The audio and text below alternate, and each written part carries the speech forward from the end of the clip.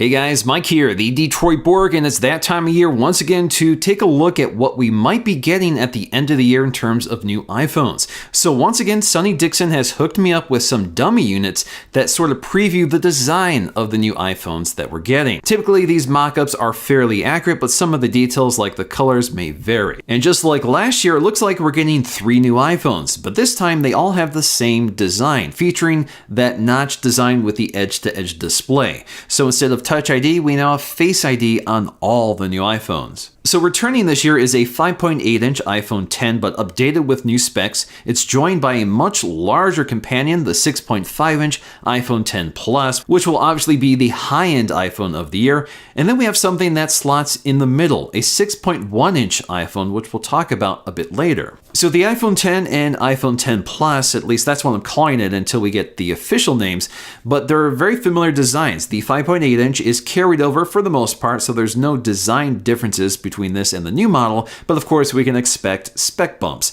The 6.5-inch is basically a scaled up version of that phone, so the design is pretty familiar. It's all stainless steel. We have an OLED display wrapped around in glass on the back and front, and all the buttons and ports and SIM card, speaker grills, the lightning port, all of it is in the same location. Now there might be one slight tweak here, and that's a slightly thinner bezel. Now the notches are the same size on all of the phones, and of course with the larger Plus design there's quite a bit more room on either side of the notch, so it looks much smaller and more proportional on the larger phones. Just like other Plus models, if you take a look at the bottom edge, you can see that we have more speaker outlets for the iPhone X Plus, so we should get more powerful speakers with this larger body.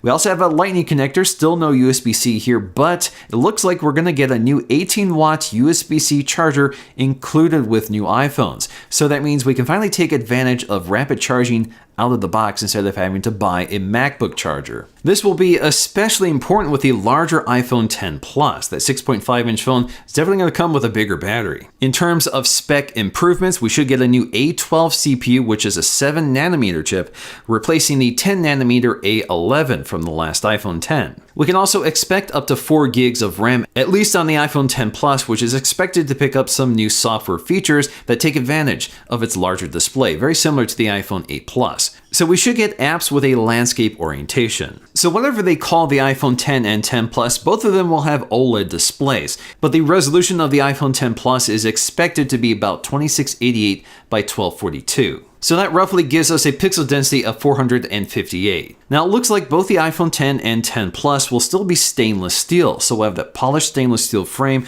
likely available in silver and space gray, but we might get another color option such as gold. If you remember, when the iPhone X launched, we were expecting a gold version which didn't materialize, so that might finally show up for 2018. Now maybe the most interesting new phone for 2018 isn't the most expensive. It's the 6.1-inch, which slots right between the iPhone X and X Plus. Right now, many people are calling this the iPhone 9, which makes some sense. It kind of looks like a successor to the iPhone 8 and 8 Plus. The screen is actually larger overall than the iPhone 8 Plus, but the footprint is still smaller. This phone is expected to be cheaper for a number of reasons. The obvious one in this case is you can see that instead of a dual camera setup, we have a single camera setup. But what's not obvious with this dummy is that it's also made of aluminum instead of stainless steel, which should give it more color flexibility, so you can get more vibrant colors like you can with the iPhone 8 and 8 Plus. But we still have that glass back design with wireless charging, and we also get Face ID instead of Touch ID like the iPhone 8 or 8 Plus. But the big differentiator with the 6.1-inch is the display technology. So instead of the stunning OLED display, this will be using an LCD or IPS display. So that's basically the same display technology from the iPhone 8 or 8 Plus. Now I'm not sure what the resolution is going to be on this phone, but I know Apple's going to try to achieve a pixel density of 326 or greater. In terms of specs, if this follows the pattern of the iPhone 8, 8 Plus, and the iPhone X of last year, it's very possible that all of these phones will still get the same A12 CPU. But it wouldn't be unheard of if the 6.1-inch keeps the cost down by going with the A11. Now, for the most part, the 6.1-inch is very similar in design to the iPhone X and X Plus, but again, this will be anodized aluminum, not stainless steel.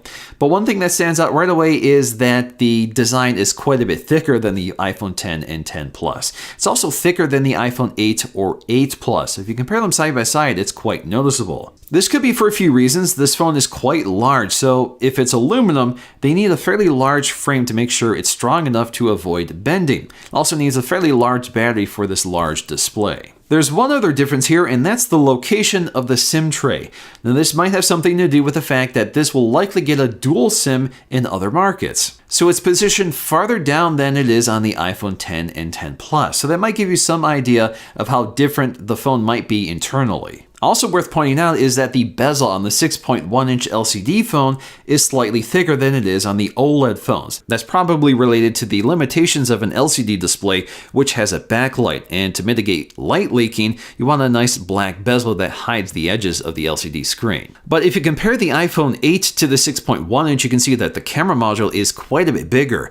Now, this could mean that there wasn't a lot of room for the camera module on this sort of edgeless screen design, so the camera module on the back is just larger to make room for all the hardware that the camera needs that would otherwise have more room thanks to the larger bezels on the older design. But it could also mean we have some new camera technology in here that needs that wider aperture. Now, if you want to get an idea of how big the iPhone 10 Plus will be, just pick up an iPhone 8 Plus. It's identical in terms of its dimension. The only difference is the entire front of the phone is a display, with the exception of a notch which looks especially small on a phone of this size. So after using the 5.8-inch iPhone 10, the 6.5-inch feels gigantic, but again, it's basically the same size as the iPhone 8 Plus, which I had used for years before. And I've always felt that the iPhone 10 was way too small, so I'm glad to see we finally got the larger phone, which I think should have arrived last year. But what's going to be interesting to see is how they price the 6.1-inch and how it relates to the OLED phones. So is the 6.1-inch going to be cheaper than the 5.8-inch? If it is, how many people are going to choose the 5.8-inch when they can get a larger 6.1-inch? So really it's going to come down to some of the details we don't really have yet. Alrighty guys, so which phone are you most looking forward to? Let me know in the comment section below. Hope you guys enjoyed this quick preview of some of the new iPhones that are coming up next month.